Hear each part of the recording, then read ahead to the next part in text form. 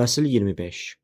Qolemin taksisi xaç istehkamına doğru təpiyə qalxarkən, Ketrin Solomonun obrazları onun beynində canlanırdı. Hələ də onu Praqa qəsrinin səhnəsində möhtəşəm mühazirəsini təqdim edərkən görürdü. Qolem də zalda idi. Arxa sırada sakitcə oturmuşdu. İndi olduğu kimi diqqət çəkməyən geyimdə. Ketrinin ideyalarına qəribə bir cazibə hiss edirdi. Bəzən ona elə gəlirdi ki, Ketrin birbaşa onunla danışır. Mən sənin haqlı olduğunun canlı sübutuyam, Ketrin.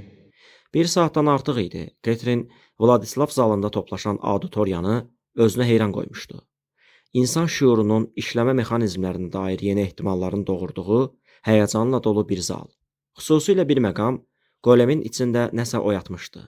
Elə fövqəladə bir fenomen mövcuddur ki, Ketrin demişdi. O şüur haqda ənənəvi baxışlarımızın tamamilə yanlış olduğunu heç bir şübhəyə yer qoymadan sübut edir. Buna qəfil savant sindromu deyilir və klinik tərifi belədir. İnsan zehnində əvvəllər mövcud olmayan unikal bir bacarıq və ya bilginin qəfil üzə çıxması. O gülümsəmişdi. Yəni başınıza zərbə dəyir və ayılırsınız.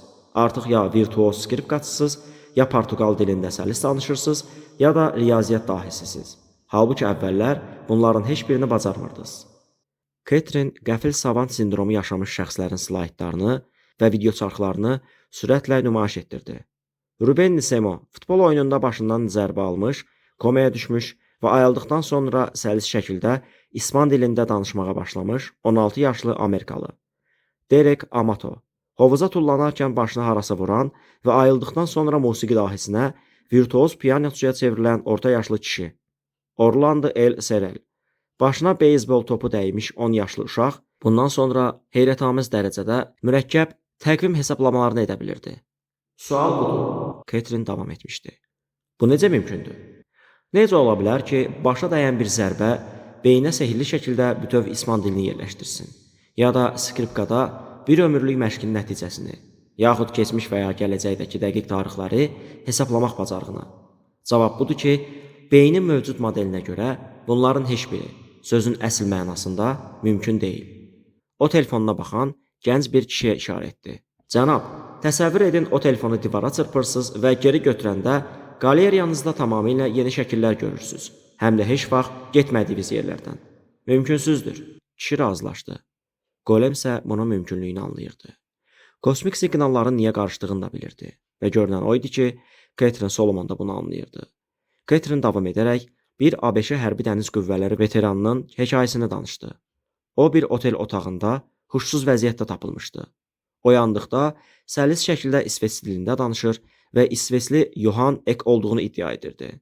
Sonra Ketrin James Leiningerin məşhur hekayəsini danışdı. 2 yaşlı uşaq yanan qırıcı təyyarənin kabinəsində qaldığını görür. Bu kabusdan əzab çəkirdi. Gündüzlər yanan təyyarə şəkilləri çəkir, uçuşdan əvvəlki mürəkkəb prosedurları texniki terminlərlə izah edirdi. Elə terminlərdən istifadə edirdi ki, nə valideynlərinin, nə də bu yaşda bir uşağın onları bilməsi mümkün deyildi. Valideynləri soruşanda deyirdi ki, onun adı James Leininger deyil, James Houston'dur və dostu Jack'lə birlikdə Natomadan qalxan qırıcının pilotu olub. İkinci Dünya müharibəsi qeydləri araşdırıldığında James Houston adlı döyüş pilotunun Natoma Bay aviasiya gəmisində həmkarı Jack Larsenlə birlikdə uçuş həyata keçirdiyi məlum oldu. Houston qəzaya uğramış təyyarənin yanan kabinəsində ilişib qalaraq həlak olmuşdu. Hekayə bundan sonra daha da qəribələşmiş və çoxsaylı sənədli filmlərin, eləcə də saysız hesabsız internet müzakirələrinin mövzusuna çevrilmişdi. Bu fenomenlər izah olunmazdı, deyə Ketrin davam etmişdi. Amma realdır. Bunlar həqiqi anomal hadisələrdir və şüurun mövcud modelini o qədər sarsıdır ki, biz insan anlayışının yol arıcındayıq.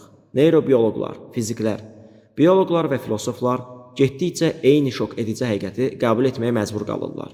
Sadə dillə desək, insan zehninin necə işlədiyinə dair mövcud elmi baxışlarımız artıq yetərli deyil və etiraf etməliyik ki, biz çox sadə bir suala cavab tapa bilmirik. Düşüncələrimiz, istedadlarımız və ideyalarımız hardan gəlir? Bu axşamki mühazirəmizin mövzusu da məhz budur. Qolemin taksisi xaç istehkamına aparan son döngəni dönəndə laboratoriya uzaqdan görünməyə başladı. Amma qarşısındakı mənzərəni görən kimi o ara kəsməni yumruqladı. Zastavdı, zastavdı. Dayanın, dayanın. Sürücü qəfil əyləci bastı. Qolem buranın boş olacağını düşünürdü. Amma binanın qarşısında ussuz sedanı görəndə təəccübləndi. Bu saatda burada heç kim olmamalı idi. Taksini yola saldı və meşənin içi ilə diqqət çəkmədən qalaya doğru irəlilədi. Yaxınlaşdıqca gördü ki, giriş qapısı sındırılıb. Döşəmə isə şüşə qırıntıları ilə doldu. Ussu Kestnerin laboratoriyasına girib, əgər belə idisə, Golemin ürəyinə qorxu düşdü. Axtardığı şeyi tapmaq çətinləşə bilərdi. O olmadan mən sərhədə girə bilmərəm. Foyedə eşyası görmədi. Amma həyətin o biri başındakı hərəkət diqqətini çəkdi. Təxminən 75 metr aralıda kostyum geymiş arıq bir kişi alçaq daş divara baxaraq telefonla danışırdı. Ussu kapitanı, yoxsa Kestnerin adamlarından biri? Hər iki halda onun burada olması problem idi və bu problemi aradan qaldırmaq lazım gəlirdi.